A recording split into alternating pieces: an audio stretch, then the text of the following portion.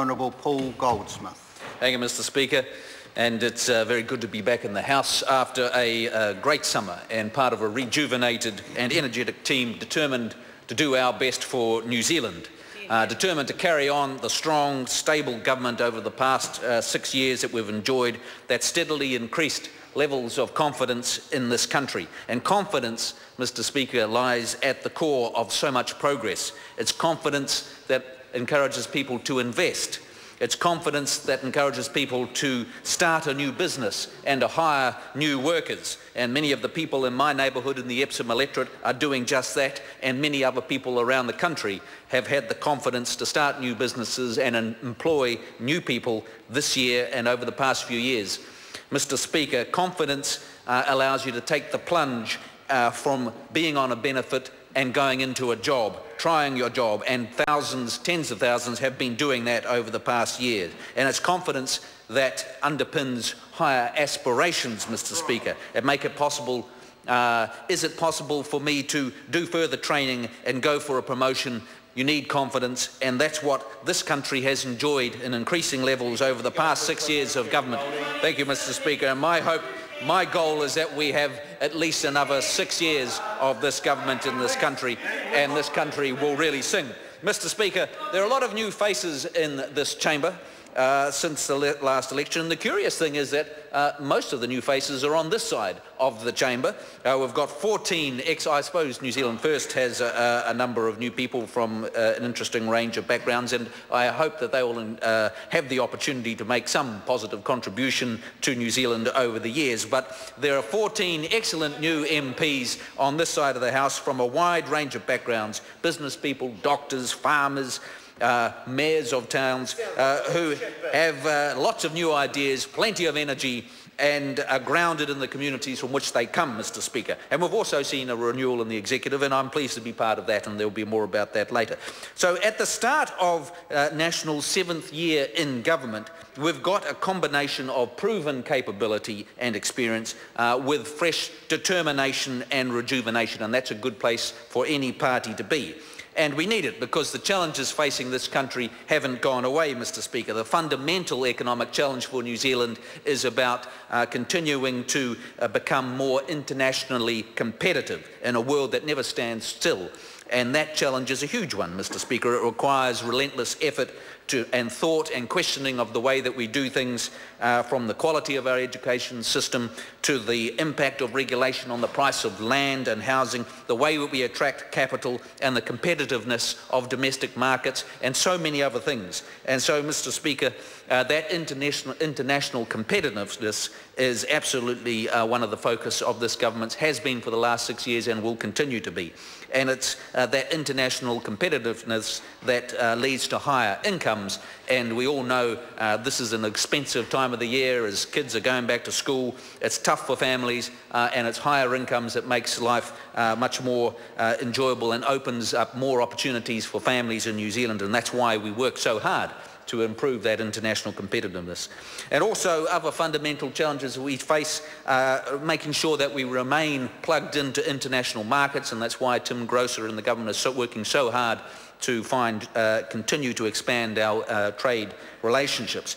And the challenge remains also to continue to do everything we can as a small country to bolster the rules-based system, international system upon which we depend for our security and our access to trade. And we can't take it for granted that we will continue to operate in an essentially benign environment like we have for so many decades. We have to continue to work hard to maintain old friendships and to develop new ones, and New Zealand has a great opportunity on the Security Council ahead of us.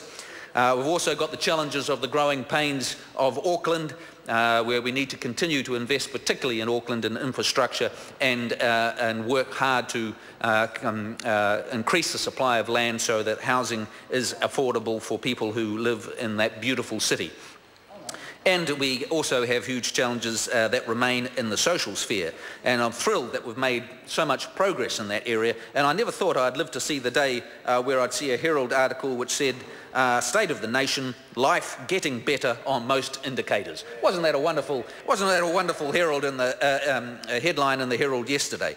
And that was looking at the Salvation Army's State of the Nation report, where we've been making significant progress in 14 out of the 22 indicators, social indicators, and actually progress in a whole lot more. So child poverty down, child abuse is falling, violence, early childhood education is going well, teenage pregnancy has dropped enormously over the last 5 years, down 15% in this year. And that's so important because we know that group of sole parent, teenage parents is an area, is a group that if they're not, if the resources aren't thrown into them, can remain on welfare for a very long time.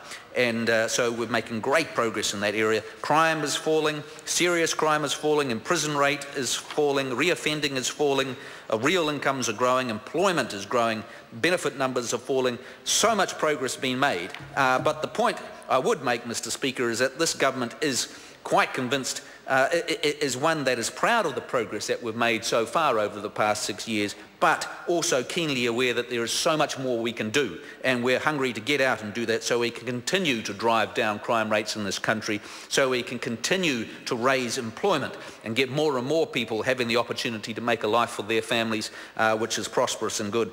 So we continue to give people the opportunity to get off welfare and free themselves from welfare dependency that they've had for so long. And so we can continue to do so many sorts of things that this government has done over the past 6 years.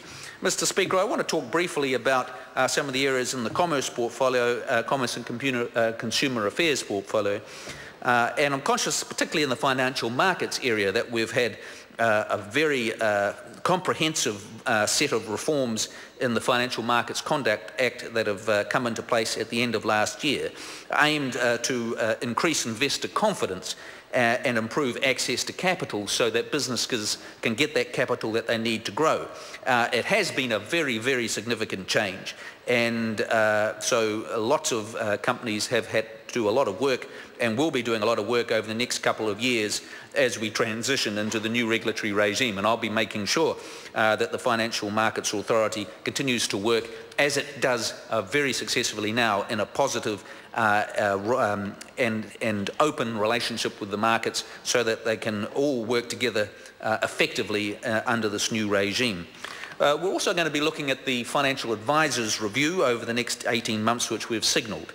And we know that there are a number of areas under the current legislation that could be working better, and I'm looking forward to hearing from the sector on an important issue so we can look at all the options to improve that area. On the consumer side, we're working hard putting the finishing touches together on the Responsible Lending Code, a document that will provide high-level guidance to help lenders adhere to regulations set out in the Credit Conduct and Consumer Finance Act. And that's really about we know that most lenders are already following responsible lending practices with their customers, and we encourage and support them. But we know that there is a group who, particularly loan sharks and some of the less responsible payday lenders, who are not, and we want to make sure that we're doing all we can to protect those most vulnerable members of society from being ripped off by some of the more unscrupulous practitioners. But we're also conscious that we don't want to put too much extra burden of red tape and overly prescriptive requirements on responsible lenders, and so that's a balancing act that we're working very hard to get right. Mr. Speaker, both of those areas do touch on the wider issue of the effort that we're making across government to increase levels or raise levels of financial capability across the community, because we want to create a nation of investors. We've got 2.4 million people enrolled in KiwiSaver, and we encourage them to grow their wealth, and we want them to have access to good advice when they need it. And so the Financial Advisor Review is considering the practice at the moment and seeing if we can improve that. We also recognise that absence of basic money skills is one that can really compound problems that families have, poorest families have in New Zealand. And so it's, the Responsible Lending Code is one part of designing legislation to protect the most vulnerable, but there's also a huge effort right across government in terms of educating and trying to lift levels of financial literacy, and that will be very much a focus of this government over the next 3 years. Thank you, Mr. Speaker.